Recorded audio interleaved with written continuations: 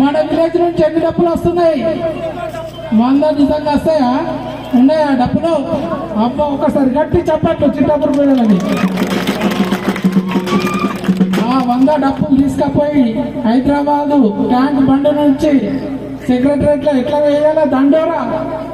అరే దండోరా మాది గన్నల దండోరా, దండోరా మాది గన్నల దండోరా.